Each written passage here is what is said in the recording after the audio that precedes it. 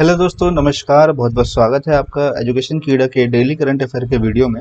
आज के इस वीडियो में डिस्कस करेंगे दोस्तों 26 अगस्त का करंट अफेयर। ठीक है, डिस्कस करने से पहले एक बार कल के करंट अफेयर का क्विक रिवीजन कर लेते हैं। तो पहला क्वेश्चन था दोस्तों कल के करंट अफेयर का कि भारत की सबसे लंबी नदी रोपवे का उद्घाटन किस राज्य में किया गया है। तो ये दोस्तों किया गया है असम में। ठीक है, इस रोपवे की दोस्तों जो लंबाई है वो 1.8 किलोमीटर लंबी है। ठीक है, और ये जो है वो ब्रह्मपुत्र नदी के ऊपर जो है वो बनाया गया है। ठीक है, अगला क्वेश्चन था कि संयुक्त राष्ट्र द्वारा हर साल गुलाम व्यापार और उसके उन्मूलन के लिए अंतर्राष्ट्रीय दिवस के रूप में किस दिन जो है मनाया जाता है। तो ये दोस्तों मनाया जाता है 23 अगस्त को। ठीक है, अगला क्वेश्चन था कि निम्नलिखित में से कौन भारतीय स्टेट बैंक के प्रबंध निदेशक यानी कि एमडी के रूप में भारत सरकार द्वारा नियुक्त किए गए हैं। तो ये नियुक्त किए गए दोस्तों अश्विनी भाटिया। अगला क्वेश्चन था कि उस निजी क्षेत्र बैंक का नाम बताइए जिसने देश में कहीं से भी दूर से बैंक के साथ काम करने वाले कुशल प्रतिभाओं को आकर्षित करने के लिए गिग ए अपॉर्चुनिटी नाम का एक नया पहल शुरू किया है। तो ये दोस्तों किया है एक्सिस बैंक ने। ठीक है, अगला क्वेश्चन था कि निम्नलिखित में से किसने 28 सितंबर 2020 को वर्ल्ड अरेंज मर्डर नामक एक पुस्तक जो है विश्व स्तर पर लॉन्च करने के लिए फैसला किया है। तो ये दोस्तों किया है चेतन भगत। ठीक है, कि ये पुस्तक जो है चेतन भगत द्वारा लिखी गई है। ठीक है, चेतन भगत द्वारा लिखी गई ये जो है वो नवा उपन्यास था और 11वां इनकी जो है पूरी किताबें हुई है ये किताब मिला के। ठीक है, अगला क्वेश्चन था कि उस दिग्गज दक्षिणी अफ्रीकी ऑलराउंडर का नाम बताइए जो अंतर्राष्ट्रीय क्रिकेट परिषद के हॉल ऑफ फेम में शामिल होने वाले चौथे दक्षिण अफ्रीकी खिलाड़ी जो है बने हैं। तो ये दोस्तों बने हैं जैक कालिस। ठीक है, दक्षिण अफ्रीका की तरफ से ये खेलते हैं। ठीक है, ऑलराउंडर बैट्समैन और बॉलर दोनों हैं। ठीक है, बात करते हैं दोस्तों आज के करंट अफेयर की पहले प्रश्न की। तो पहला प्रश्न है कि हाल ही में डीआरडीओ के प्रमुख जो सतीश रेड्डी का कार्यकाल कितने साल के लिए बढ़ाया गया है। ठीक है, how many years of tenure of DRDO chief minister ji Satish Reddy extended recently. ठीक है, तो ये दोस्तों बढ़ाया गया है 2 साल के लिए। ठीक है, तो प्रसिद्ध भारतीय वैज्ञानिक जी सतीश रेड्डी जो कि रक्षा अनुसंधान और विकास संगठन के अध्यक्ष के रूप में उनका कार्यकाल जो है 2 साल के लिए बढ़ा दिया गया है।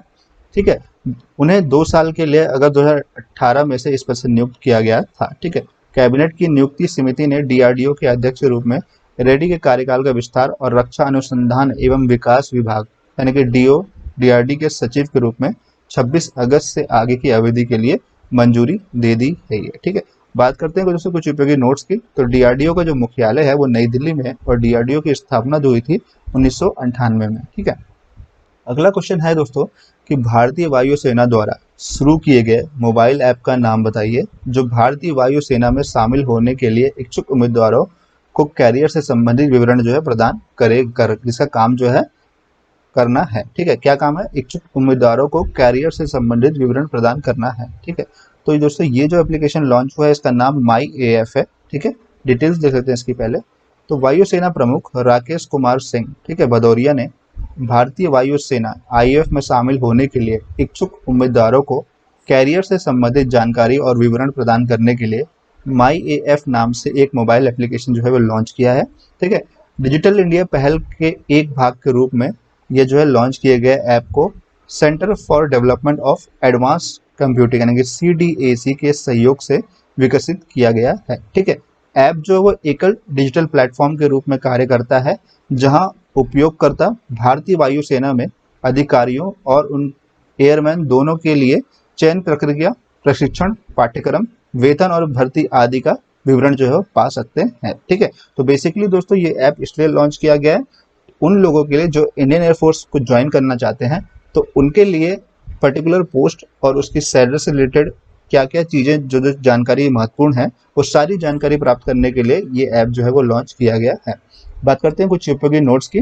तो भारतीय वायुसेना की जो स्थापना हुई थी वो स्थापना हुई थी 8 अक्टूबर सन 1932 को और भारतीय वायुसेना का जो मुख्यालय है वो नई दिल्ली में है। ठीक है, आगे बढ़ते हैं। अगला प्रश्न कि मुंबई अर्बन ट्रांसपोर्ट प्रोजेक्ट 3 के लिए एशियाई अवसंरचना निवेश बैंक यानी कि एडीबी बैंक भी इसे कहते हैं द्वारा ऋण के रूप में कितनी राशि की जो है स्वीकृति की गई है।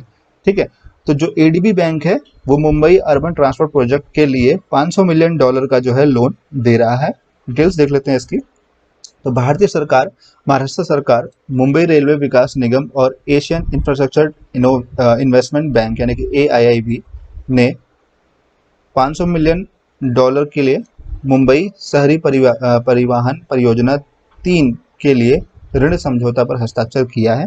ठीक है, परियोजना का उद्देश्य जो है वो मुंबई में उपनगरीय रेलवे प्रणाली को नेटवर्क क्षमता, सेवा की गुणवत्ता और सुरक्षा में सुधार करना है। ठीक है, 22.8 मिलियन 2011 की आबादी के साथ मुंबई महानगर क्षेत्र MMR भारत में सबसे अधिक आबादी वाला महानगरीय क्षेत्र है और 2031 तक 29.3 मिलियन और 2041 तक 32.1 मिलियन तक पहुंचने की उम्मीद है। ठीक है, बात करते हैं कुछ रुपए की नोट्स की। तो एशिया अवसंरचना निवेश बैंक के अध्यक्ष जो है वो जिन, ठीक है, लिखिन है। AIB का जो मुख्यालय वो बीजिंग चीन में है और AIB का जो स्थापना हुई थी वो हुई थी 16 जनवरी सन 2016 को। ठीक है, अब चूंकि बात हुई है महाराष्ट्र की, तो महाराष्ट्र के डिटेल्स भी डिस्कस कर लेते हैं दोस्तों। महाराष्ट्र की जो राजधानी है वो मुंबई में है और मुख्यमंत्री जो है यहाँ के वो उद्धव ठाकरे हैं। राज्यपाल जो है यहाँ के भगत सिंह कोश्यारी हैं। लोकसभा की सीटें दोस्तों यहाँ पे 48 है, राज्यसभा की सीटें हैं यहाँ पे 19, विधानसभा की सीटें हैं यहाँ पे 288 और विधान परिषद सीटें यहाँ पे हैं 78। ठीक है, बात करते हैं कुछ प्रमुख राष्ट्रीय उद्यान की, जैसे कि गांधी नेशनल पार्क हो गया, नवेगांव नेशनल पार्क हो गया, ठीक है, गुगलमा नेशनल पार्क हो गया। ये कुछ प्रमुख राष्ट्रीय उद्यान हैं जो कि महाराष्ट्र में स्थित हैं। आगे बढ़ते हैं दोस्तों अगले प्रश्न की तरफ। अगला प्रश्न है कि निम्नलिखित में से किस देश ने हाल ही में अपना 5वां पृथ्वी अवलोकन उपग्रह जिसका नाम गोफेन 905 लॉन्च किया है? ठीक है, which country has recently launch its 5th earth observation satellite जिसका नाम गोफेन 9 है? ठीक है, तो ये लॉन्च किया है दोस्तों चाइना ने।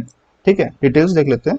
तो चीन ने उत्तर पश्चिम चीन के जुकिन सैटेलाइट लॉन्च सेंटर में से 5वीं पृथ्वी अवलोकन उपग्रह जो है जिसका नाम गोफेन 9 है को सफलतापूर्वक जो है लॉन्च किया है। उपग्रह जिसे लॉन्ग मार्च 2 की डी वाहक रॉकेट द्वारा कक्षा में भेजा गया है। एक, ठीक है, ऑप्टिकल रिमोट सेंसिंग उपग्रह है जो उप मीटर स्तर तक जो है संकल्प है। ठीक है, यह लॉन्च जो है मार्च रॉकेट श्रृंखला के 343वां मिशन था और 2020 में चीन के लिए 23वां था। ठीक है, गोफेन 95 जो है एक ऑप्टिकल, ठीक है, रिमोट सेंसिंग उपग्रह है जो कि aerospace Dongfang Hong satellite corporate limited द्वारा विकसित किया गया है। यह जो है China academy of space agency यानी कि CAST और China aerospace science and technology CASC के जो सहायक कंपनी है। बात करते हैं कुछ उपयोगी नोट्स की। तो चीन की जो राजधानी वो बीजिंग है।